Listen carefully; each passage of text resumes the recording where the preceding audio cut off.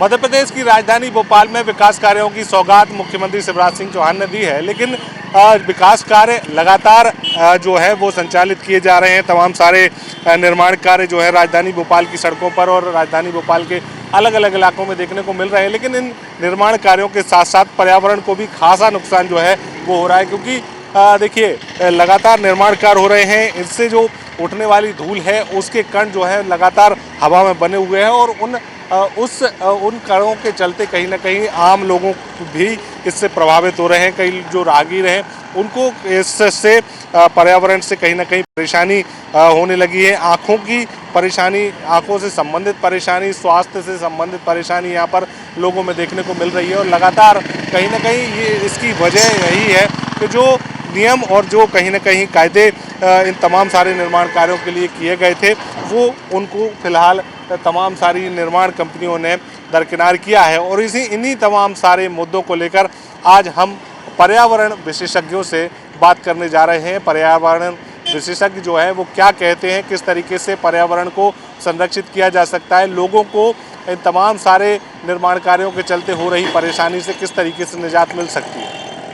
Sir, Madhya Pradesh की राजधानी लगातार विकास कर रही है, लेकिन विकास का पैमाना क्या होना चाहिए? क्योंकि लगातार विकास जरूर हो रहा है, लेकिन कहीं पेड़ों की कटाई हो रही है, तो कहीं विकास कार्य जो चल रहे हैं उनके चलते लोगों को परेशानी उठानी पड़ रही है। धूल के कण जो है हवा में देखने को मिलते हैं और उसका खामियाजा जो है हम लोगों को भुगतना पड़ रहा है। कैसे देख रहे हैं सर, आप पर्यावरण एक्सपर्ट के तौर पर कैसे मानते हैं? देखिए, पर्यावरण की जो अवधारणा है, जो पर्यावरण जो है उसकी जो कॉन्सेप्ट है, वो कॉन्सेप्ट इस बहुत ही स्पष्ट लाइन पर बना हुआ है कि सस्टेनेबल डेवलपमेंट होना चाहिए। किसी भी शहर का सस्टेनेबल डेवलपमेंट हो। सस्टेनेबल डेवलपमेंट का मतलब क्या हुआ? जहाँ कहीं भी यदि आप भौतिक विकास करते हैं तो वहाँ पर्यावरण जो है वो उसका विकास भी होना चाहिए। दोनों विकास जब साथ साथ चलते हैं तभी मानव जीवन जो है सुरक्षित और संरक्षित रहेगा। अनफॉर्चुनेटली हमारे देश में जितना भी विकास हो रहा है वो अनप्लान्ड अर्बनाइजेशन हो रहा है। यदि हम शहर की बात करें, मेरे को लगता है मेरे आपके पूछने का आशय संभवतः राजधानी भोपाल जैसी चीज़ों से है, तो जहाँ पर शहरी विकास है वो शहरी विकास क्या हो रहा है? अनप्लान्ड हो रहा है। अनप्लान्ड डेवलपमेंट से क्या होता है? वहाँ पर फिर पर्यावरणीय विकास तो खत्म हो जाता है और भौतिक विकास चलते रहता है। भौतिक विकास में भी नियमों को अनदेखा करके विकास होता है और उसके परिणाम स्वरूप क्या होता है कि जितनी भी बावड़ी हैं, तालाब हैं, कुएं हैं या वनस्पतियां हैं, वो सब नष्ट होते जा रही हैं और तरह तरह के जल प्रदूषण, वायु प्रदूषण या भूमि प्रदूषण वो इत्यादि इत्यादि बहुत तेज़ी से बढ़ते जा रहे हैं, जो मूलतः हमारे और आपके जीवन को सीधे प्रभावित कर रहे हैं।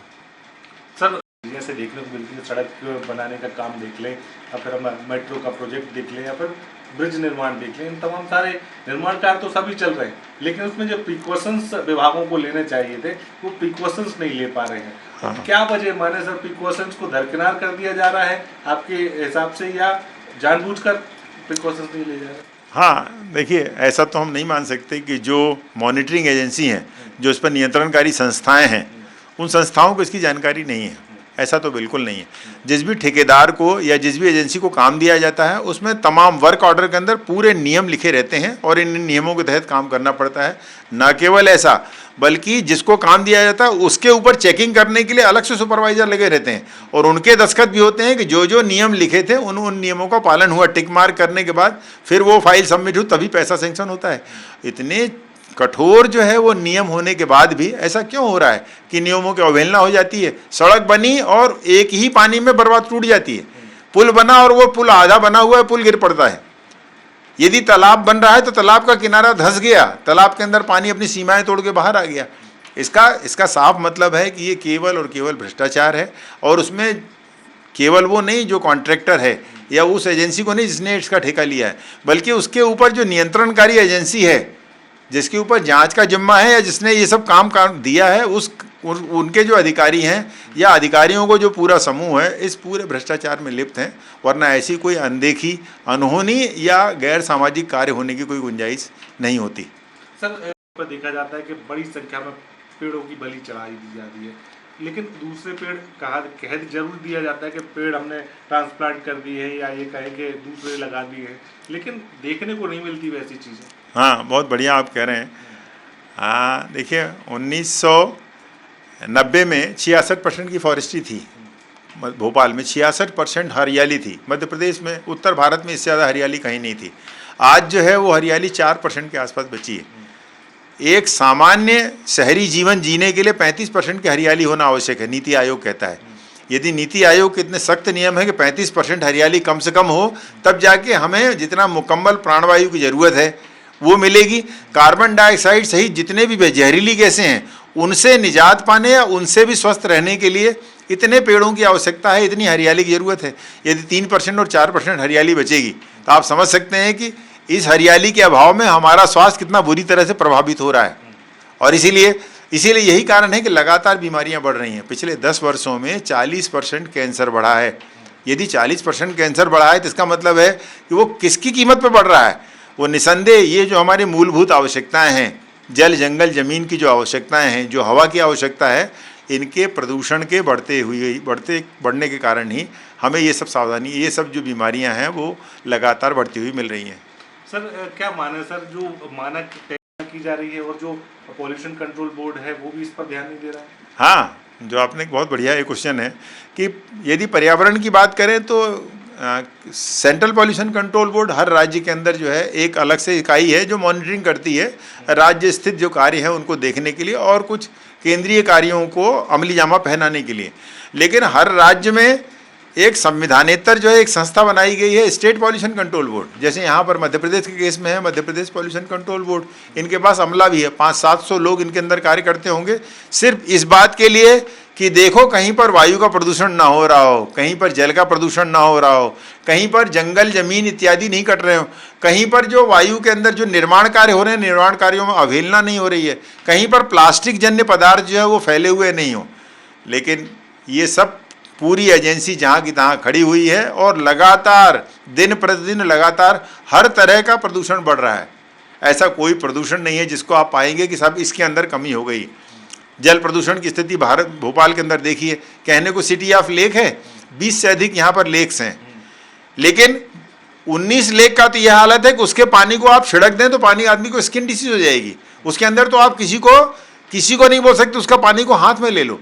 केवल एक लेक है जिसका पानी पीने के लिए दिया जाता है, वो पानी भी पीने योग्य नहीं है, वो पानी भी साइंटिफिक भाषा में सी कैटेगरी का पानी है, यानी उस पानी को किसी तरह से पीने योग्य बनाया जा रहा है। और आने वाले समय में यही ये ट्रेंड चलते रहा तो वो पानी अब किसी भी तरह का नहीं रह पाएगा, यानी अन्य किसी विधियों से भी उसको पीने योग्य नहीं बना पाएंगे हम। तब क्या होगा? तब एक झूठा माखौल चढ़ा करके करते रहेंगे हम कि सिटी ऑफ लेक है और पानी सब मलमूत्र से भरा हुआ है। यदि केवल इतना भी होता तब भी बात जो है हमारे संतोष के अंदर आ जाती कि चलिए हम भाग्यहीन हैं, सिटी ऑफ लेक के अंदर एक भी सिटी जो है वो एक भी जो हमारे यहाँ लेक है वो पोर्टेबल वाटर नहीं है, पीने योग्य पानी नहीं है। पानी जितना भरा हुआ है ये आपके दर्शकों को, आपको या हमें समझना पड़ेगा कि जितना भी पानी भरा हुआ है वो प्लास्टिक की बाल्टी में नहीं है। ये पानी जो भरा हुआ है वो पानी ज़मीन के अब ऊपर है, तो जो पानी ज़मीन के ऊपर है वो पानी, जब पानी गंदा रहेगा तो पानी कहाँ जाएगा? वो नीचे जाएगा। यानी हमारा जो नीचे का भूजल है, भोपाल और भोपाल के आसपास के जितने भी अंदर जो अंडरग्राउंड वाटर है वो भी कंटामिनेट हो गया, वो भी जहरीला हो गया। ऊपर जो गंदा पानी था, मल और मूत्र था, वो मल मूत्र धीरे धीरे नीचे भर गया, तो नीचे का जो पानी साफ था वो पानी भी अब मल मूत्र में चला गया। तो आप किसी के घर में भी बोरिंग करिए, हर बोरिंग के पानी के अंदर नाइट्रेट और फास्फेट खूब मिल रहा है। हर बोरिंग के अंदर जो है वो कोलीफॉर्म बैक्टीरिया मिल रहा है। कोलीफॉर्म बैक्टीरिया का मिलना या नाइट्रेट का मिलना या फॉस्फेट का मिलना, ये इस बात के लक्षण हैं ऊपर का जो गंदा पानी था वो गंदा पानी नीचे पहुंच गया है। अब चाहे ऊपर के पानी की बात करिए या नीचे के पानी, सब पानी खराब है और वो पानी जहर के समान हो गया है। और इस पूरे मसले को ये बहुत तत्परता से, बहुत तेज़ी से नहीं उठाया गया तो अंततोगत्वा आने वाली पीढ़ियाँ इस खराब पानी के सेवन से या परा पानी के उपयोग से जो है वो कहीं न कहीं से किसी न किसी से प्रदूषित होंगी। आपको, आपके दर्शकों को बताना चाहता हूँ कि अभी दुर्भाग्यवश पंजाब जो है, जो सबसे ज़्यादा औद्योगिक क्षेत्र माना जाता था, वहाँ से एक ट्रेन चलती है बीकानेर राजस्थान के लिए, वो उसको कहते हैं कैंसर ट्रेन। सिर्फ कैंसर के मरीजों को ढोती है वो। यदि हमने अपनी इन जो अनवांटेड एक्टिविटीज़ हैं, जो विकास के नाम पर जो कुछ चल रहा है, इस भौतिकवादी विकास को यदि सस्टेनेबल नहीं बनाया, हमने साथ साथ विकास की यदि गति नहीं पकड़ी, तो हर राज्य से मध्य प्रदेश से भी कैंसर की ट्रेन चालू हो जाएगी और वो भी कहीं किसी राजस्थान या किसी दिल्ली ले जाया करेगी, और वो स्थिति जो है वो अत्यंत असहनीय और अत्यंत ही पीड़ादायक होगी। तो देखा आपने किस तरह से पर्यावरण एक्सपर्ट ये साफ कहते हुए नजर आ रहे हैं कि जिस तरीके के जो नियम निर्माण कार्यों और विकास कार्यों के संचालन के दौरान बनाए गए हैं कि पर्यावरण भी सुरक्षित रहे और निर्माण कार्य भी जो है अपनी गति से चलते रहे, उन तमाम सारे नियमों को दरकिनार फिलहाल किया जा रहा है और उसी का खामियाजा कहीं ना कहीं आम जनता को भुगतना पड़ रहा है। स्वास्थ्य की समस्याओं से लेकर तमाम सारी परेशानियां उनके सामने खड़ी हो रही हैं। अब देखना ये होगा कि विकास कार्य के चलते राजधानी की खूबसूरती के साथ साथ पर्यावरणीय स्थिति पहले जैसी पूर्ववत बनी रहेगी या फिर पर्यावरण के लगातार हो रहे क्षरण का खामियाजा भी राजधानी वासियों को भुगतना पड़ सकता है। कैमरा पर्सन संजय शुक्ला के साथ दुष्यंत पारासर, खबर विभाग, भोपाल।